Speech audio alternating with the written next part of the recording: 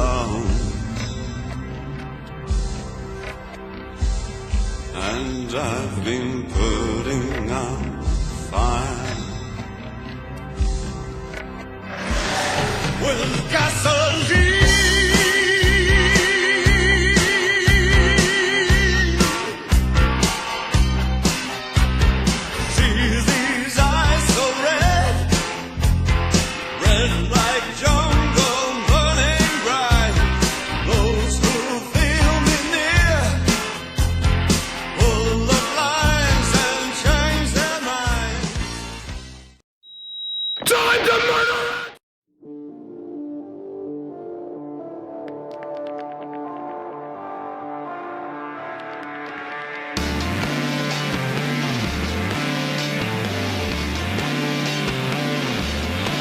I got a bad case, I'm turning it up. It's getting cold in here, so fire it up. I got a bad case, I'm turning it up. It's getting cold in here, so somebody fire it up.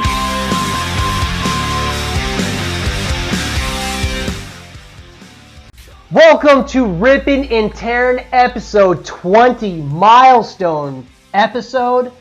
Season 2, Episode 2. I've been off the air for about 5 weeks, and I know you motherfuckers missed me, so I figured, you know what? What better time to go ahead and come back than to go ahead and come back on Super Bowl Sunday? Now, let's talk about a few things. This show was supposed to be the Rippin' and Tearin' theme show, but then El Raven made a critical mistake. He overbooked the fucking show. Too many guests, too much, too long. I respect my fans. I respect the fact that guys like Nick listen to the show, but he just doesn't have over an hour to put in. I don't respect people like Josh crying about the length of the show, though I do respect Josh. That seemed like a double negative there. Point of the fact is this, is that if I've got something and it's going to run 90 minutes, then it's going to fucking run 90 minutes. But this particular show could be split in two, so it has been split in two. Okay? Wow. We got beer bottles, beak marks, and Raven prints all over the IFL victim. Seems like El Raven is back. And by back, I mean you better watch it.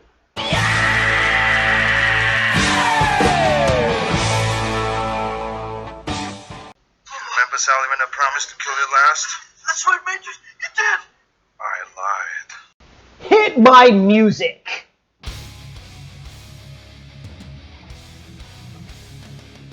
So I want to open this show with a very melancholy send-off to the Goblin King. Now, who's the Goblin King? Now, a lot of you guys are asking me, why the hell did I go ahead and put up that post? In fact, I think the smartest guy in the room, Jonathan in Cleveland, Factory of Sadness, said, well, this is a lame fucking poll. No, the reason why I fucking wanted to know that poll was because El Raven is here for you. He works for you. If you're not getting the references, then I need to know so that I can fucking lead you through the field there, little baby goats. Okay? Alright? I'm there to go ahead and fucking help you. Okay? This is an educational show. You might actually fucking learn something historical on this show. Rippin' and Tearin' has received multiple nominations for the closest thing to a PBS KQED program you're going to find here on the IFL. You got that? Drink break, bitches. That being said, we lost an incredible performer these past few weeks ago. His name is David Bowie. Okay, David fucking Bowie. Many of you youngins may not know who he is, but to those of us who remember him for his performance as the Goblin King or some of his standout performances that are not that fucking lame-ass video with Mick Jagger that Floyd in Atlanta was referencing recently. I think like, I Want to Dance or We Gotta Dance or something like that. Yeah, that was very, very homoerotic. But the point of the matter is this, is that a true entertainer was lost. He was actually an incredible performer. His music was very different than anything that I normally listen to, but he definitely had a special place in my mind, as far as my childhood goes, is playing the Goblin King in the Labyrinth, which about 4 minutes after he fucking died, they said they were going to go ahead and redo. If they redo that shit, I will drive to Hollywood, not that far up the road, and set the whole motherfucker ablaze like Devil's Night. You got it? You don't fuck with that. Rest in peace, David Bowie. You're only the second dead person to get a shout out on here. Who was the other? Pop quiz. Come on, Josh, pop quiz. Who was the other one? Pop quiz, bitch. Who was the other one? If you said Rowdy Roddy Piper, then you, sir, have been paying attention. If not, you go drown yourself in a glass of wine. So, in the last couple of weeks, Kurt and Barry, they got into it on the motherfucking chat board. Oh, yeah. Drink break for this, bitches. You guys better have a frosty one. I'm actually finishing one off, but I got my next one here, so I don't even have to stop my rant. I can just keep rolling. Okay? So, Green Bay's telling sad stories, sad Green Bay stories. Those are always my favorite because, you know what, fuck the Packers. And he's crying about fucking coin flips. And then, dude, holy sweet baby Jesus, it took a fucking turn. It took a turn because Green Bay was arguing the point against the absolute last person that you want to have an argument with. We went from talking about coin flips and sad Green Bay stories to gaping assholes. And who do we have to thank for that? That's right. We have Mr. Kurt in fucking Kansas City to go ahead and thank for that lovely fucking image. And he was throwing up fucking all kinds of stuff. And it was gaping asshole this and gaping asshole that. Okay? Here's my take on that. First, if you're going to go ahead and argue with Kurt, you got to go ahead and have a fucking stop point. Because at some point, it's going to turn into gaping asshole. Okay? That's his defense mechanism. Big giant asshole and gaping. Alright? Secondly, arguing with Kurt is like fucking arguing in fucking a circle. Okay? Because once you go ahead and say something, then he'll fucking go ahead and twist that around another way. Now, I love Kurt to death. Very good friend of mine. Also want to give him a shout out for his fucking 40th birthday, you old son of a bitch. That being said, I have this thing, it's called mute, hang up the phone, don't answer texts, because it will get to that point. Greenberry, I hope you learned your lesson. When you hit gaping assholes, walk away from the keyboard. Just let him have his donut picture gaping asshole pictures. Okay? Let him have that. Because he won't shut up. Then we're all subjected to this bullshit. I try to go ahead and come on the chat board. There's all this fucking shit about gaping assholes and donuts and asses. And it just was frankly disturbing. Disturbing. It was disturbing. I have concerns about him. I always have. Let's go ahead and talk Super Bowl championship games. I'm going to go ahead and start with the New England-Denver championship game. I mean, it is Super Bowl Sunday. Something that kind of stood out to me was that Luke was on the board and he was talking about the better QB usually wins. Well, dude, if that was the fucking case, the 49ers fucking never would have lost an NFC championship game because we had the best fucking quarterback. Okay? So that's not true. What happened is that New England went into Denver in an extremely fucking hostile environment. The fans were rabid. New England was fucking beat up. And the whole time I'm fucking watching that show, I'm like, if this shit isn't, or show, the game, I'm like, if this is in New England, no fucking way, man. No fucking way. It just doesn't fucking happen. So, you know, home field advantage does matter. The defense does matter. And, you know, coaching fucking matters. And where I'm coming around on that is like, now at this point, do we all feel that Jets overtime will fucking kick the call? Will kick was really the fucking best call by the genius? Because, honestly, man, in my mind, Belichick reads way fucking too much of his own goddamn press clippings. And I hate the fucking Pats. But Brady versus Cam, Gronk versus Olsen, sounds a hell of a lot more fun than what we're about to go ahead and get. I do not agree with the better QB usually wins. The better team typically wins. But fucking football is the ultimate team sport, and then you've got your fucking coach, and your coach matters. Just ask fucking the Chiefs and Andy fucking Reid.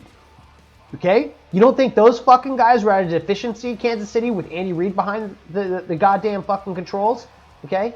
And then you got fucking Alex. I love Alex Smith, okay? I would have loved to see fucking Alex Smith come to San Francisco, win a Super Bowl, and flip the fucking bird to anybody who said Kaepernick was the fucking guy, okay? And maybe I'll be singing another fucking tune if Chip turns him around. But since the guy's got the fucking IQ of a fucking walnut, I'm not super fucking, confident that Chip, who runs a fucking militaristic, talk good fucking team, is going to be able to go ahead and turn this dude around. All right. Next up, we got Arizona. Yep, it's time for a motherfucking drink break. Arizona and Carolina. What a fucking absolute shit fest that game was. I cannot tell you how fucking disappointed in Arizona I was. I know. They're strong. They could be back next year. Yeah, okay, no.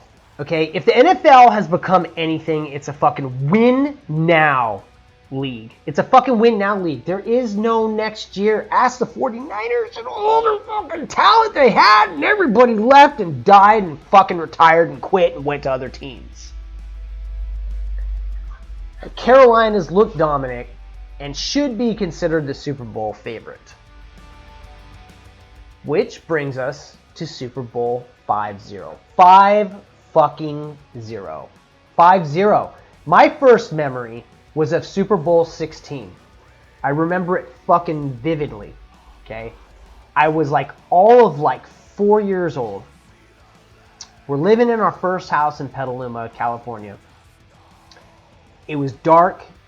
It was raining. And the San Francisco 49ers were playing the Cincinnati Bengals. Now, I do not remember the NFC Championship game, but I do remember the Super Bowl. I remember sitting there with my dad watching the 49ers and how fucking excited he was. Because as a lifelong 49er fan, he had known suffering. Well, guess what, Niner fans of the fucking golden years? We now know suffering as well. So, I've witnessed 34 fucking Super Bowls as of today. So my question to you is, who you got? You're going to get L. Raven's prediction at the end of this show, but I just want a good game. Please, for the love of fuck, give us a good game. And if I could still get my wish of seeing an earthquake swallow up the San Francisco 49ers owner's box, because I know that bitch Jed York is going to be there with his little fucking minion, Balky. Fuck, I hope Kelly's there too. So speaking of Super Bowl, the end of the 2015 season is just a few hours away. And by the time you probably listen to this, it'll be after the Super Bowl. And you'll have everybody's predictions. And, we'll all probably look like a bunch of nut jobs. But, drink break. For us fantasy nuts, this is a great fucking thing. We can get to more important stuff than watching Carolina play Denver. Because realistically, outside of fucking Jai, I don't think anyone has a horse in this race. But today, just be fans. I hope that during your experience, if you're listening to this after the fact, you're just a fan, you enjoy eating fatty foods, drinking your fucking faces off, betting on coin flips. We know that Barry will be in on that for sure. And then it's going to be over. 2015 will be in the books. And 2016 will begin on Monday, February 8th, and we will all be back at work. Us, fantasy guys, and real GMs will all be back to work. Okay? So, enjoy the commercials. Hopefully they're fucking better. Hopefully you haven't cheated. God damn it. I fucking hate, I like the fact that, okay, I need to start this over. It's not that I hate technology, but I fucking hate the fact that everyone today can't wait for the event. Wait for the fucking event. Wait for the event, Josh. We'll be getting to that in a while. Patience is a goddamn virtue. All the fucking commercials were released already on YouTube. Everybody knows if you got a bad game, the only thing you got the commercials. If you've already watched the commercials and you're just going to watch a fucking bad game. And you know what? Shame on you. Shame on you for not having fucking patience. The no fucking patience generation. And I also want to throw something else in there, dude. I saw a little earlier, dude, Nick was fucking talking on the boards, dude, and he was talking about how, everyone fucking was, Tampa Bay Luke, dude, was talking about fucking white and blah, blah, blah. But you know what, dude? Yeah, Nick, abso-fucking-lutely, dude. Always fighting shit they don't have to go ahead and fight. And you know why that is? You know why that is? You know why that is. I'm not going to get into this. This isn't a goddamn fucking show where I'm supposed to be lecturing your asses. But Nick, I'm on board with you. And Luke, fuck it. Let's see some history today. Alright. Tampa Bay. Uh-oh. No, wait. Read my note wrong. TMI and Atlanta Floyd. You know what, Floyd? TMI was back, and then they brought you on. ATL Floyd. Now you listen to me, you little son of a bitch, and listen close, because my shirt is cutting off my circulation and I might just fucking pass out. I asked you on my show, and you don't reply, then you go on TMI with those hacks? You, sir, have been blacklisted from ripping and tearing. Yep, you can forget about ever, and I mean ever, coming on this show. Unless you want to come on the show in the next few weeks, and then it's okay. No, just kidding. Fuck your face. All right, I want to get to a new show. So, all right, let's talk about this. Let's talk about this a second here. Drink break. So we've had 3 total brands on since the beginning of the year. I kicked it off with kind of an impromptu New Year's Day show, and then we've had a TMI show, but we've also had a new show called Analyze This. Before I get into my thoughts on this new show, I want to address Mr. Josh's crying about the draft reveal. Jesus Christ, man, do you know how many days we have left till kickoff? Well, neither do I! But it's more than 5 or 6. I'm confident with that number. Slow your roll, Josh.0. The show is almost here. Waiting is the hardest part. Ask Tom Petty. Now, the Redwood has come off of TMI and started to produce his own show. It's filled the void. Rippin' and Tearin' is a monthly show, hence the little deal we got going on this month, but it's a monthly show till we get to the regular season. We haven't seen the Win and You're In show. We haven't seen fucking Luke and Spats. And we've had 1 TMI. Okay? So, my hat is off to Josh for filling the void with his show. It's a short show. It's not a long commitment. And I like that. Not every show has to be a fucking production. Okay? This show's a goddamn production. It is. It's one of the reasons why there's so much fucking time in between shows during the off season. Not because I couldn't go ahead and fill your fucking ear holes with a bunch of yelling and a bunch of drinking, but because it takes so much goddamn time and I enjoy the few fucking minutes I have. Wife's out of the house right now. I'm enjoying that, okay? I could be on my fucking Xbox playing the brand new game I downloaded, Star Wars Battlefront, for a mere $30 fucking dollars, but no, I'm here with you guys because I'm committed. Goddamn committed. Also, I'm late. I did say the fucking show was gonna bomb or air like a week ago. Not bomb. We don't bomb. The show doesn't fucking bomb. Your mom bombs. I don't bomb. So, I want to talk about episode 4. I want to talk about the progression. One thing I look for in shows is I want to look for the creator trying to grow his show, trying to find his footing. And you know, Josh hasn't been very responsive on the threads. I've given him some criticisms and some compliments, and he hasn't said anything. But where I see it come out is I see it come out in the final product. And episode 4, hands down, Josh, was the best show that you've done so far. It was concise, the editing was fucking great, the production was solid, your takes were great.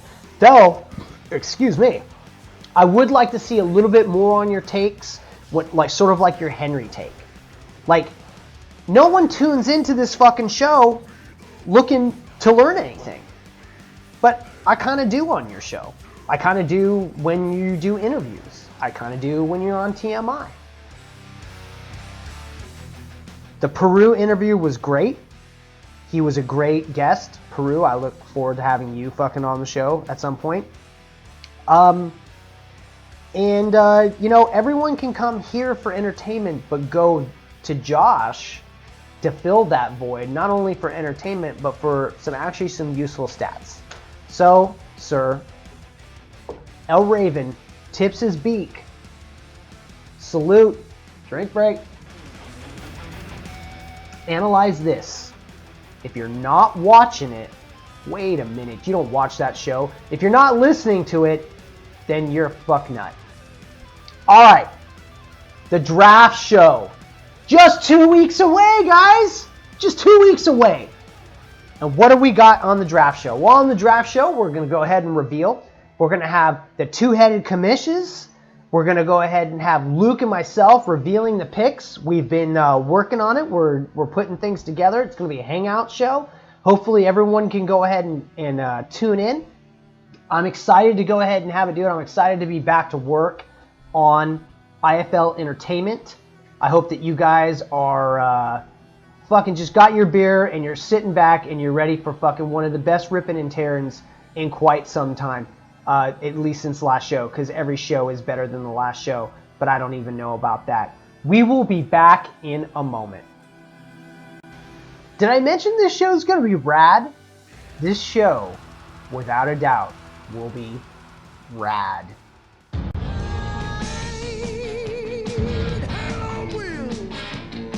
Hold on a minute. Don't you think we ought to talk?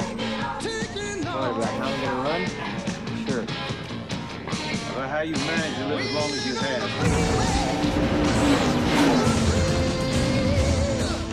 Think you can drive? Well, we can drive. We can drive beyond the limits of the tires, the engine, the car, anything else. There's nothing I can't do with the race car. Well, that's the difference between you and me. There's only so much I can do. You want me to work the pit? You drive? You run good? Thank you. I want to see how you do in the crowd. He's desperate to get your attention. You got it. I've walked into a jungle. Come up here and do it. I'll take you to race. Really, I can't. I'm a doctor. I'm a call. Think you drive and can't improve? I'll take your word for what a car can do, but I'm not taking anybody's word for what I can do. I don't want you to hold a bad opinion of Cole. I believe he's scared. He needs reassurance from you that he's okay. After all, How could you ignore me? I wasn't ignoring you. you're his doctor.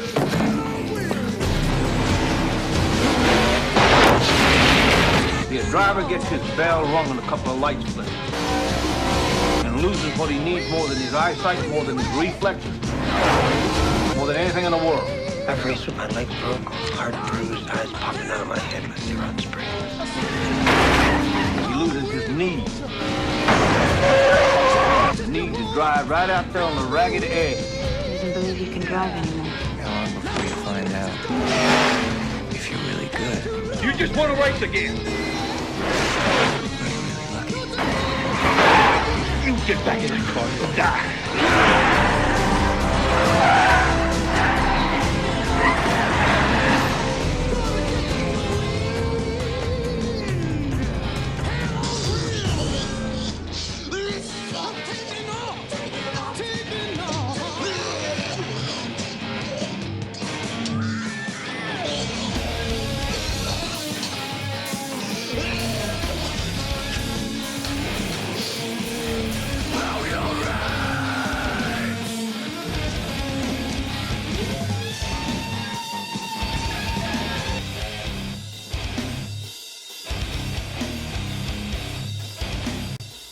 All right, welcome back to the show. I am very excited at this time to bring on former league member and one of my favorite GMs from the past league, D. Jordan from the New York Giants.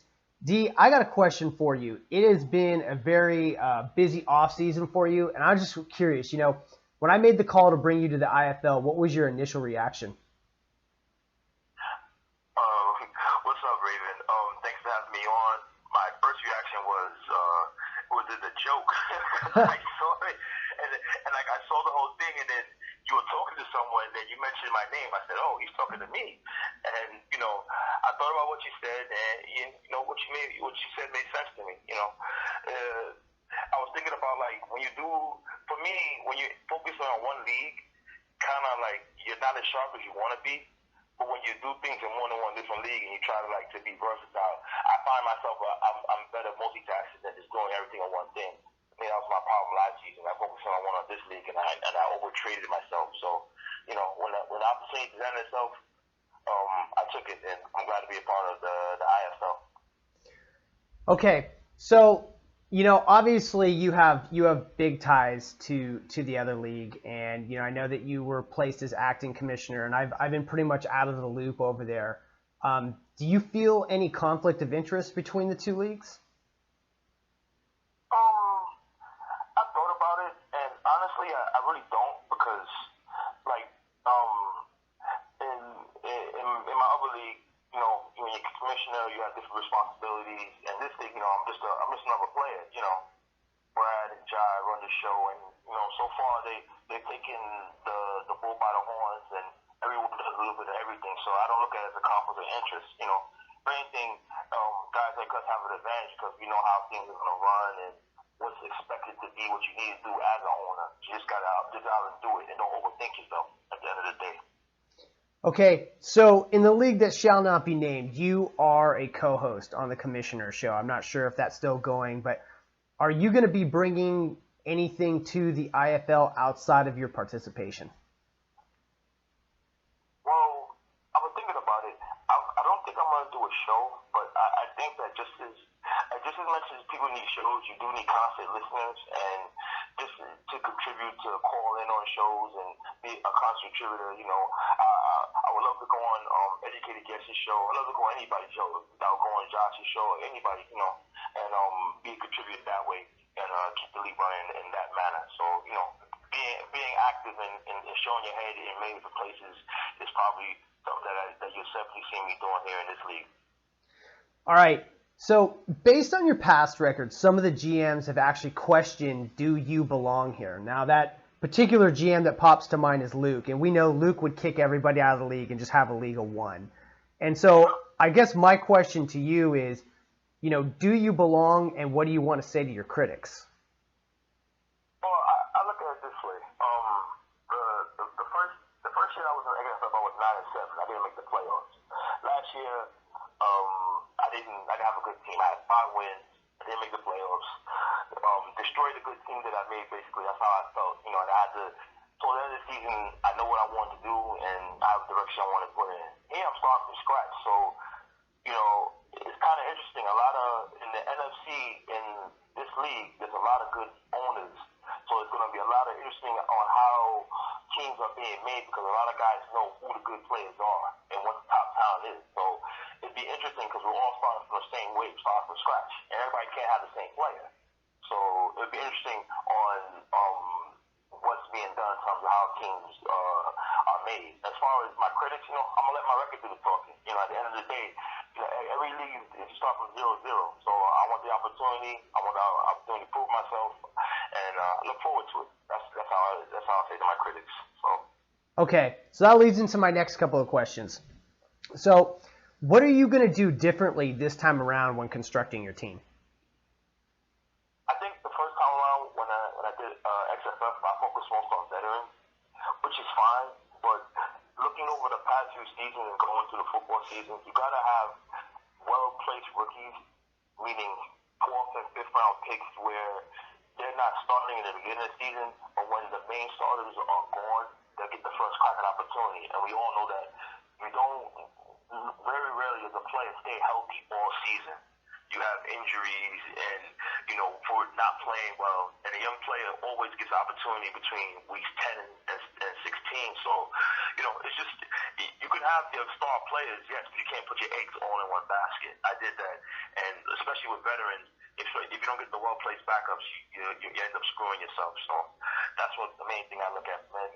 A better, well-rounded team would be what I would do better now. Yeah, I definitely, if I recall, you were one of the teams that traded away quite a few of your draft picks and kind of pigeonholed yourself that way. And, you know, one of the things that I've been hearing throughout the league is like, we want to get things going, and we want to get things going so it'll stoke trading. And you kind of talked about how you felt like you traded away the good team you built. So, do you think that there's an advantage or a disadvantage to being so trigger happy with the trades, especially in the first 2 seasons? I think sometimes it depends on what trade you make. You can't. I think that when you trade first round picks, or second round picks, you gotta trade with a purpose. You still gotta add a young player. It doesn't have to be a top level player, but you still have to have a young player regardless. So, when you do a trade, you gotta even out the books. Meaning that you can still trade away the first round pick, but make sure maybe you get back a 6th round pick or a 5th round pick, so that the youth is always going through your team. To put your eggs all in a veteran basket, even in fantasy football, is crazy because you're always one bad week away having 3 of your players injured, and what are you gonna do? You can't. You only have 1 first round pick per year or 2 first round picks. So it's who you pick up at the time, and it takes advantage of somebody else's injury. Sometimes it's best to have money in a cap where you may not have a good team, but you got cap space. You can take advantage of somebody else not having a good season and take their good player and use the picks to your advantage. Okay. Now, there's also been some talk about, some guys say that winning your division, they don't really care, and all that matters is winning the championship. What level of stock do you put into winning your division? Well, I look at winning the division as being important. I figure it this way. If you're a top 2 team in your conference, you get a bye week. And a bye week gives you at least 1 bad week to have so that when you're in the playoffs, it's one less game to worry about. Very rarely in fantasy football you see somebody in the wild card make it all the way because he's going playing every single week, and players, no matter what, they're not consistent. Everyone is down to have a good week. No one's going to play 5 weeks well, especially at the end of the season in a row, or might not get an opportunity to play because of injury. So, I think it's important to win your division and put the best team forward so that you can be in the best position when it comes to later rounds. You got one less person to play. That's how I look at it. All right. So I got something here. How does a D. Jordan L. Raven IFL special? What kind of image does that conjure in your head? Easy conjure head. A lot of beer. a whole lot of beer. I'll be down for that. I would always welcome to come on the L. Raven show. And like I said, you're the one of the main reasons why that I'm here, man. You always show me love. You always we always go back and forth. We appreciate the 80s, no matter the 18. That's right. All that stuff, you know what I mean? So I would love to do a D. Jordan L. Raven special. All right. Well, we'll definitely keep that on tap. I'm going to get you out on this, D. Jordan. All right. Who you got in tonight's Super Bowl? I think it's going to be a low-scoring game. Really? I don't see either team. Yeah, because it's been that way all season. If you look at the Denver defense, even though Carolina's been playing well, they haven't given up 20 points. Their defense themselves, maybe the offense makes a mistake and give up a touchdown, but I don't see the Denver defense giving up any more than, say, 20, 22, 23 points. So I figure maybe I would say I'm hoping Peyton goes out on top, but I think Carolina's going to win like 26-23 or 27-20, something like that. Low-scoring game. Should be a good game, though. If you like defense, you'll like this game. All right, you heard it. The first prediction of the show, D. Jordan's got Carolina in a low-scoring game. He says there's going to be defense. D. Jordan, thank you very much for taking time out. You have a good night at work tonight, bud, okay? Thanks, bro. Thanks for having me on, Raven. All right, we'll be right back.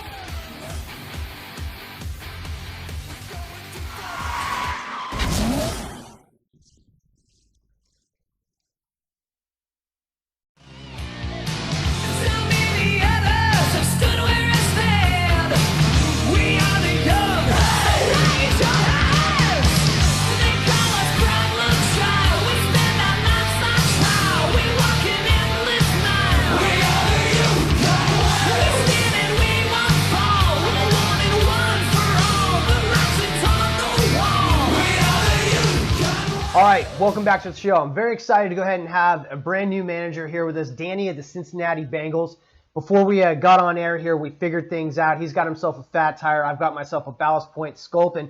So, Danny, first question, man. What is your expectation for the 2016 season? So for this season, man, my expectations are to be competitive and win. To be honest with you, dude, I don't think anybody goes in with the expectation of just saying, oh yeah, I'm just gonna play my heart out, or hopefully we win something.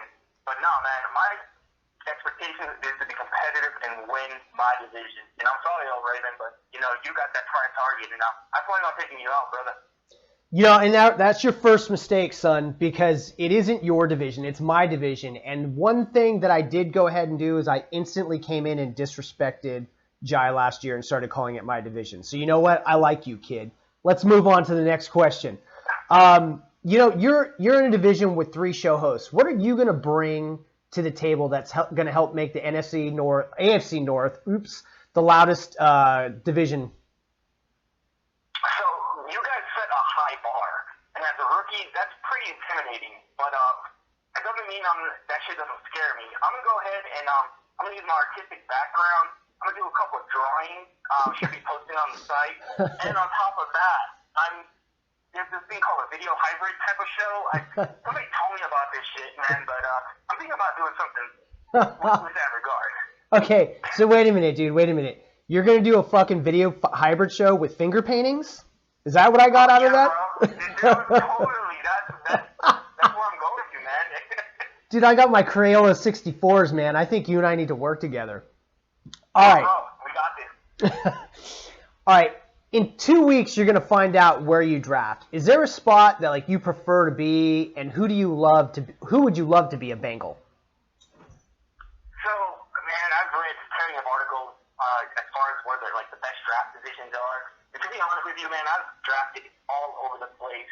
I'm going to just say, no matter what, I just want to be in the middle, I guess. And as far as who I would want to be a Bengal, yeah, man, it's a loaded question, but fuck, dude, I'm hoping for maybe Derek. Yeah, I'll go with running back here. Go running back? Okay. Yeah, man. All right. So, let's stick with the draft for a second. Now, you just said that you'd like to go ahead and draft in the middle. So you don't see an advantage to drafting at the top of the draft or at the back end of the draft, especially with the style of draft that we're going to be doing this year? No, dude. And the only reason I say that is because it all comes down to preparation. Yeah, you could be in the bottom or the back end, but I've won from multiple positions in the draft boards. So it really doesn't matter to me, to be honest with you. Okay. So I guess, my next question is going to be, it's a little off football topic here, but are you a metal guy? Yes, dude. I'm a fucking metal guy. You are a fucking metal guy. Thank God. All right. First metal. Man. Like, everyone I bring on here is like, no, I hate your music. All right. Who's your favorite band? Dude, I'm a Korn guy. Korn? Korn's not fucking metal. Wait. Yes, it is. Oh, come on, man. I was, for all this interview, I was like, dude, this guy may be my favorite guest I've ever had on here. You come back with me, Korn? Come on, what about some Killswitch Engage? You could even have gone Metallica. In fact, did you watch the Metallica streaming show last night? No, man, I didn't. But hold on, before that, I was watching Dan Patrick. Somebody was doing some fucking Periscope shit from one of the guys from the Dan Patrick show, and I did catch them practicing as far as Metallica goes. So, I am a Metallica fan. I grew up next to the bassist from Korn when I lived in California. No fucking joke. Oh, okay. And you know this. I also went to the same high school that the 2 guitarists fucking came from. So, that's why I'm a Korn fan. Okay. All right. That makes a little sense. If I had gone to the same high school that Viking metal band Emma and Emerith had played at, I'd probably be like their number 1 fan. Which, by the way, both Killswitch and them have a new album coming out next month, so you need to check that shit out. I will, bro. Okay. So I got 2 more questions for you. Question number 1: who do you got tonight in the game and why? Who do you think's gonna win? I got Carolina taking it, man. I mean, I know I'm here in Colorado right now, and we got all these homers here, but realistically, on paper, no joke, man. Carolina got this shit. Okay, so you have Carolina in a blowout because the first interview had it in a tight defensive game. He had Carolina. No, not a blowout. It's going to be close, but I have him at 34-24. 34-24. Okay, so you're expecting some fireworks. Okay, he called low scoring game. All right, last question. What is the #1 beer drinking show in the IFL? Fuck, easy, man. Ripping and tearing, bro. That's right. All right, hey man, I want to thank you for being a part of the show. We'll be right back. His name is Crew. Hey, good looking. BMX is his world. Rad is his way of life. The world would be a lot better off without kids. We're here for the biggest and most important bicycle motocross event ever held, Hell Track. This is a very important race. The very finest riders in the country are here riding for some $100,000. Hell Track in this big town. They've got to be kidding. This is a joke. I really think I can get this one. I think I've got a chance. I don't want to hear any more about it. Everyone's on his case. Get that. The paperboy thinks he's a pro. He's nothing next to Burt Taylor. He's got the style. There's something about the way you ride so natural. And he's going to prove it. I've never seen such raw determination and talent in one kid. Against the factory hotshots. Looks like the local yokel's gonna race after all. It's gonna take a miracle to beat this guy. Against the big money fixers. All you have to do is take out that kid. Against impossible odds. You scared now? This guy doesn't even stand a chance. Yeah, I am. He's going for it all.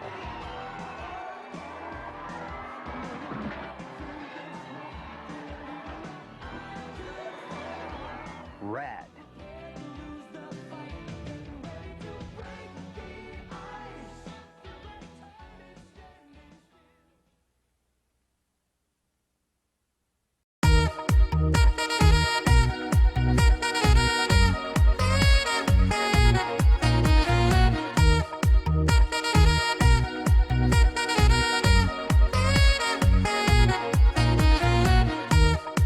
All right, welcome to a brand new reoccurring segment called Nathan Hates the 80s. Okay, we might still be working on the title, but that fucking intro is non-negotiable.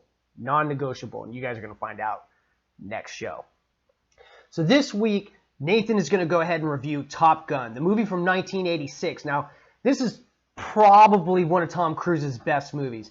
I saw this as a 10-year-old kid in the theater, probably about 8-9 times, and it's always been about fighter jets, Maverick, Goose, Iceman, Slider, fucking the whole deal, dude. So, absolutely love this movie, and I can't wait to see what Nate thinks about it. All right, so I've got Nate here with me now. So, Nate, what'd you think of this movie, man? Well, I was slightly confused at first because I didn't realize that it was going to be a chick flick movie. So that kind of threw me off. But, you know, they go through periods of the same fighter scenes, the same fighter jet scenes over and over again, which, you know, gets really repetitive and really boring. But the thing that I was most confused about was at the end, I was thinking to myself, okay, was this a movie designed for the teenage boys who like planes and missiles and fighting, or was it, you know, the chick flick where the guy and the girl fall in love, or was it, you know, a homoerotic movie that Matt just wanted me to watch? Because the guys on the sand volleyball scene where they're all playing with their shirts off, and they proceed to flex every time that they score points. It really threw me off. I think Luke might enjoy that part more than the rest of us. But that's kind of where the movie took a turn for me. And then, you know, the other underlying theme that I got was just that, you know, this girl that falls in love with Maverick, you know, plays hard to get, and then as soon as she figures out that he's seen a big fighter, that all of a sudden makes her want to, like, spread her legs for him, like, come on over to my place. And he doesn't even shower to go on his first date. He just goes over after playing sand volleyball, unshowered, they have dinner, and then it looks like they're going to kiss, and then he just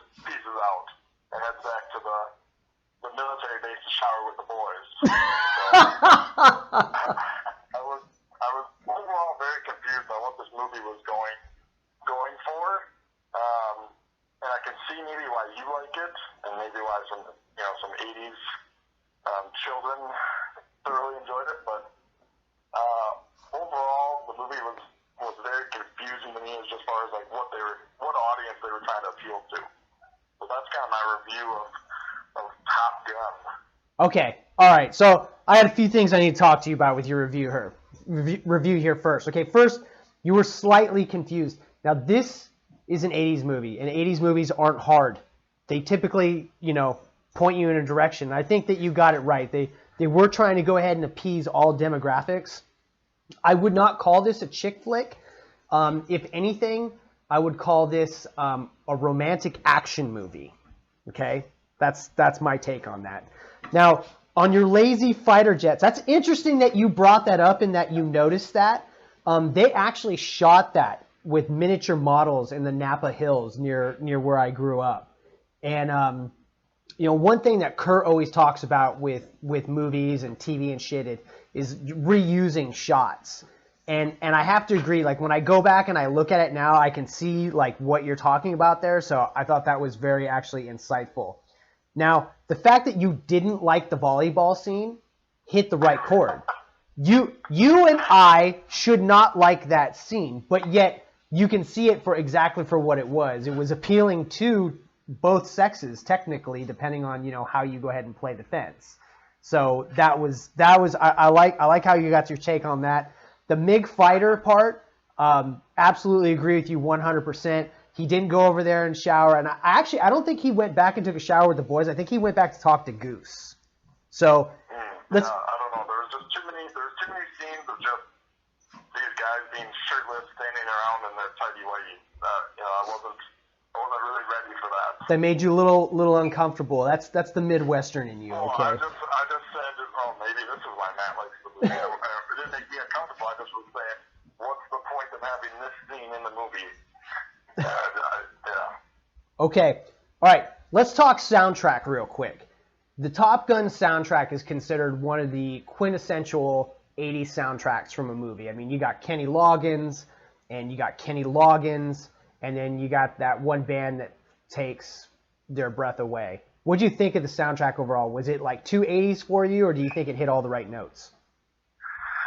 I mean, it's definitely a very, very 80s soundtrack, so I thought it fit the movie well. But as far as my taste goes, I wasn't too impressed with it. I thought that they did if I would have watched that movie in the early 80s or whenever it came out, I would have said this soundtrack fits the movie.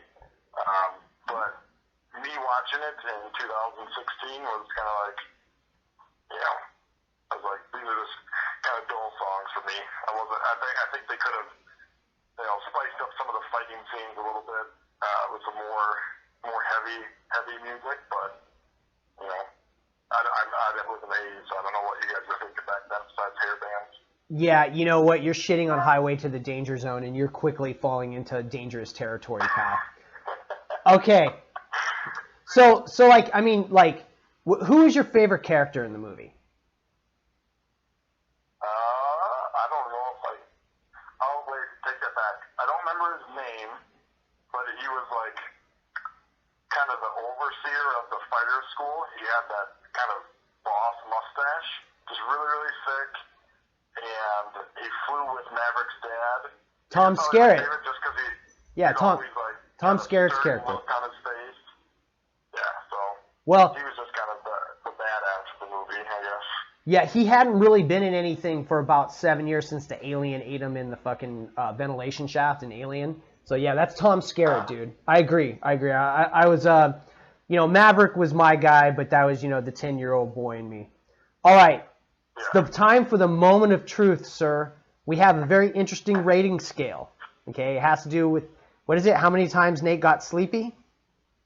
Yes. Okay. The original movie we attempted to do, I fell asleep multiple times, so. Okay, we're going to go with Sleepy Nates on this one. Sleepy Nates. Okay, so on a scale of 1 to 10 Sleepy Nates, 1 being you actually enjoyed the movie, and 10, oh God. How many Sleepy Nates does Top Gun get?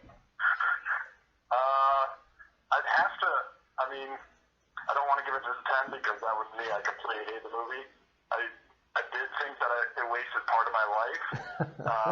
So I will give it, I'd have to give it a 9 9. I want Holy shit. too much. I'm giving it a 9 because I at the end I said I don't know what this movie was going for. I don't know why I wasted whatever the almost 2 hours. I think it was a little less than 2 hours watching that movie.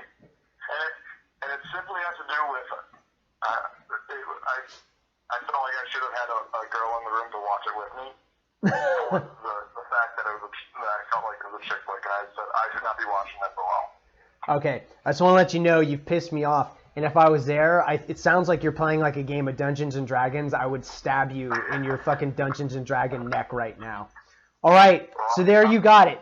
That is Nate's review. This is a new segment. It's going to be reoccurring. He's going to love his homework coming up in 2 weeks. Nate, any final words? I got nothing other than just do not watch this movie, as Matt says, so just stay away. Oh, fucking Christ, I'm going to kick your ass. All right, we'll be right back. Hey, it's El Raven, I'm back. I lied. We're not out to the next segment just right away. I've only got one thing to say to Nate for that horseshit review of a classic 80s movie. Slider. You stink.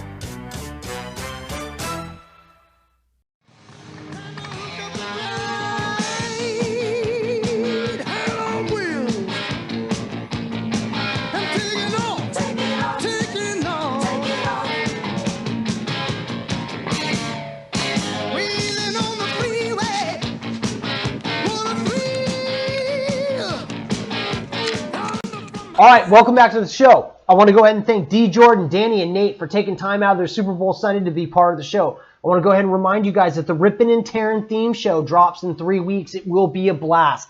Really put a lot of thought into this show, and I think you guys are going to enjoy it. A wise man in Buffalo once said that El Raven is just an entertainer at heart. And honestly, man, that was the nicest comment anyone could go ahead and make. I work super hard on this show for all you guys to have fun. And if at least Travis gets it, then it's worth my time. Drink break. I want to get out on this. Nathan has Carolina at 35-7, so that means all three of my guests today have the Panthers. Then Barry and I renew our Super Bowl showdown, and he goes Denver at 5.5 plus 5.5. And you know what? I can't. I just can't go against what I want to see. And what I want to see for the first time in quarterback history is for one quarterback to win a Super Bowl with two different teams. Chew on this nugget, Josh.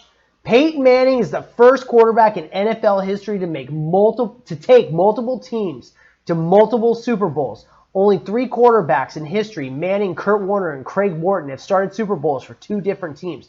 And no one has ever achieved what Peyton has a second shot at. And just for the record, Craig Morton didn't win a fucking Super Bowl. El Ravens has the Donkeys in a massive upset, 24-17.